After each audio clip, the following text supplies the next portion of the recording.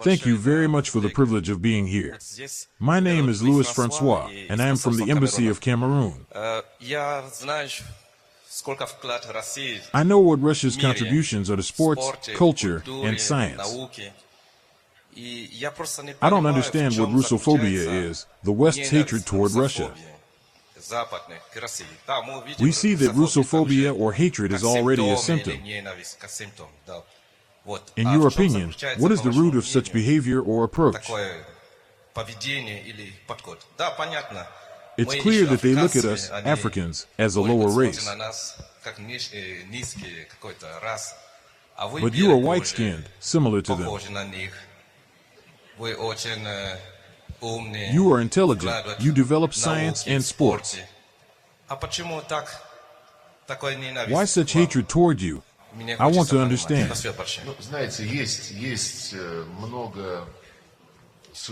There are many opinions on this matter.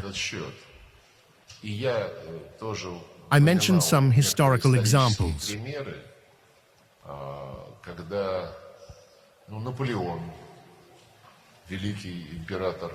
Napoleon, the great emperor of France, gathered almost all of Europe into his army to attack the Russian Empire. How it ended is well known.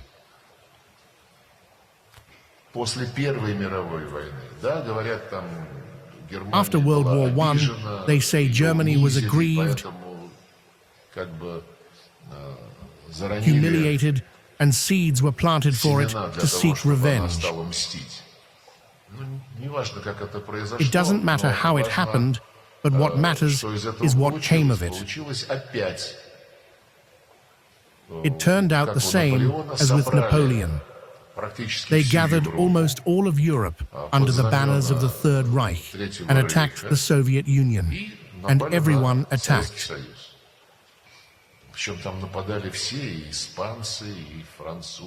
The Spanish, the French, participated in the siege of Leningrad, not just the Germans.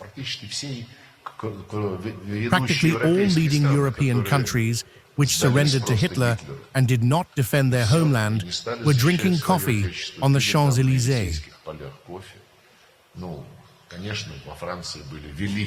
France had great people whom we recently remembered, Charles de Gaulle and those who led the resistance. In November 2024, we marked another anniversary of the great regiment Normandy-Niemen. All this must be valued. These were people who, defying the authorities of their countries at the time, joined the resistance. They were the ones who upheld the national pride of France itself. Now we are seeing practically the same thing. The administration of Biden has also united all of Europe, adding to this alliance its satellites in Asia, Japan, South Korea,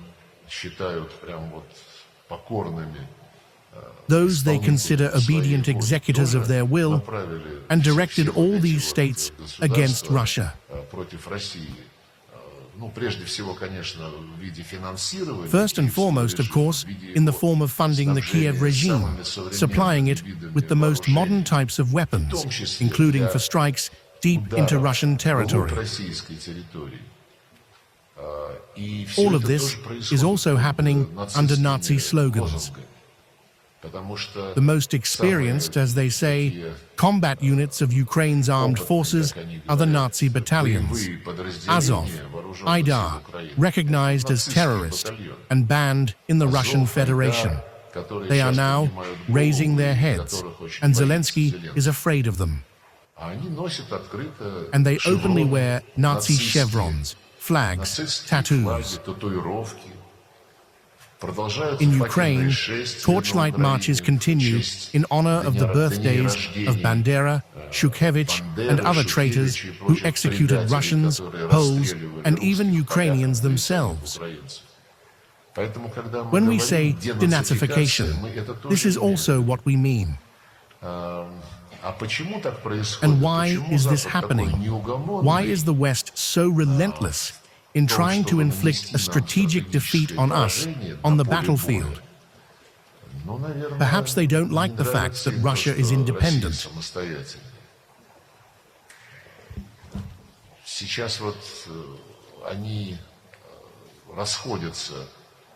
Now Europe and the United States are diverging in their views. The Trump administration, of course, also wants to make America only great and only number one. Any US administration will promote such a position. At least the current administration has returned to normality, where no matter the contradictions, politicians, and especially diplomats, must talk. Even during the Cold War, when there were completely irreconcilable contradictions, dialogue was always maintained. But the then President Biden simply cut it off, and obediently, all of Europe followed his lead. And relations were severed not diplomatically, but practically. I was shocked when a year ago, the latest ideas were being discussed, still under the Biden administration.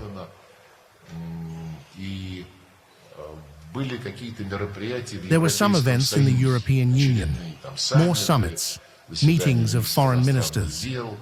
They adopted some texts on Ukraine.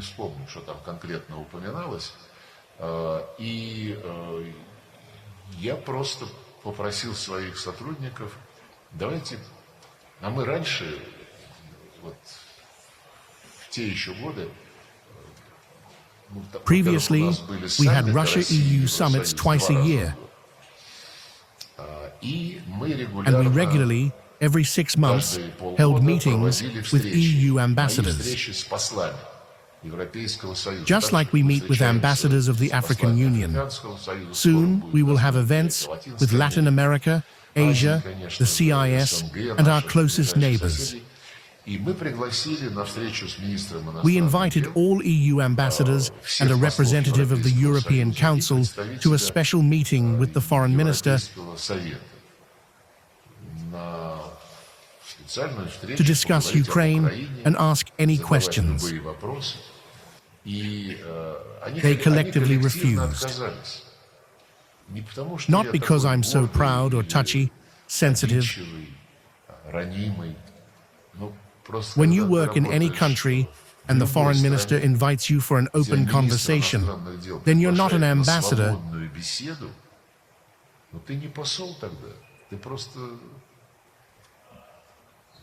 You're just, I know a few words, but... It's a disgrace for any diplomat. That's why we don't communicate with them for now. They don't communicate with us either, except sometimes when they're pressed by some specific issue. Returning to your question, historians will probably be answering it for a long time yet.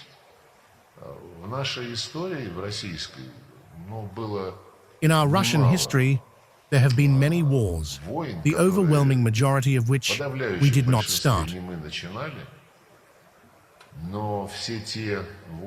But in all those wars that came to us from the east, the most famous being the Tatar-Mongol yoke, we somehow managed to negotiate humanely. And in the end, we reached agreements. It was roughly the same with the Russo-Turkish wars.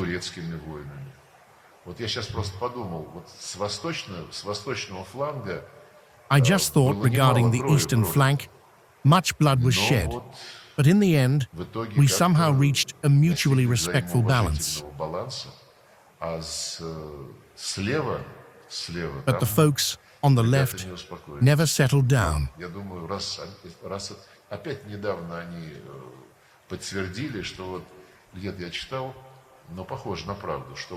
They recently reaffirmed that sensing the disunity beginning to emerge between the US and Europe,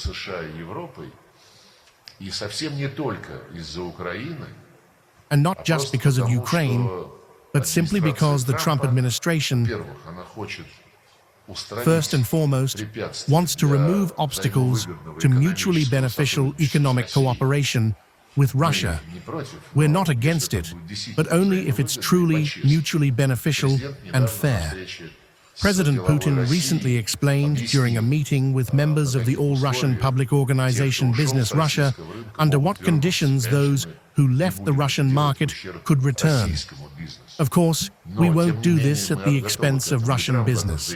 Nevertheless, we are open to it, and President Trump is interested in this, just as he is in developing normal, mutually beneficial ties in economics, finance, and logistics with any country. Right now, his visit to Saudi Arabia, Qatar, and the UAE seems to be going successfully. Moreover, officials in the Trump administration themselves say they have other priorities. The Iranian nuclear program, Arab-Israeli relations, and China, which the US has declared in its doctrinal documents as the primary challenge. A challenge to Washington's goal of always being number one, ensuring no one surpasses them in anything, not in economics, finance, or military power.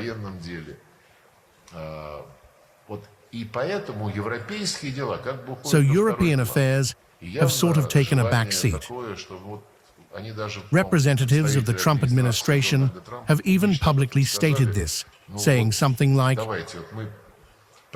"We made an offer, but if you don't want it, fine. Let Europe deal with it itself. We've got other, more important things to do."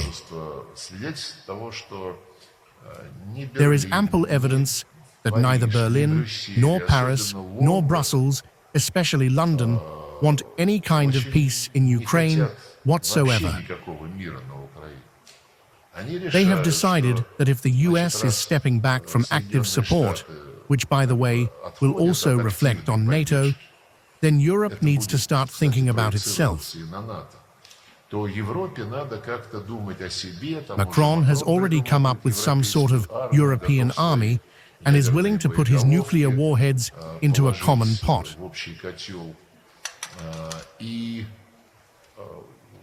According to our information, their internal discussions continue along the same lines. We must not stop mobilizing Europe against Russia. In this sense, Ukraine is an invaluable tool.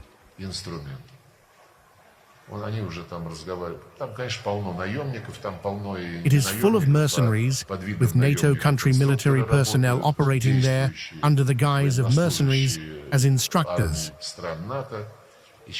Now they also want to deploy stabilization forces there. We have repeatedly explained that this would be absolutely unacceptable for Russia, yet they continue pushing for it.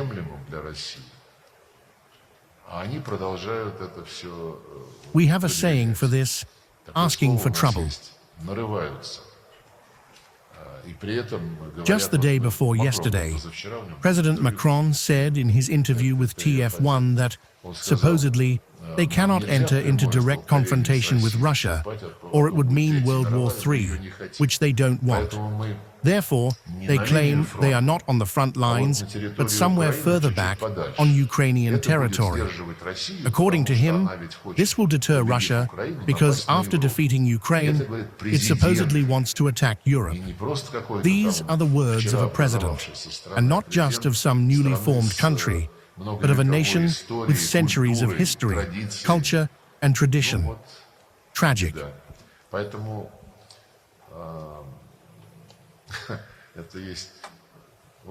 We also have an expression for this, but no rational mind can comprehend it.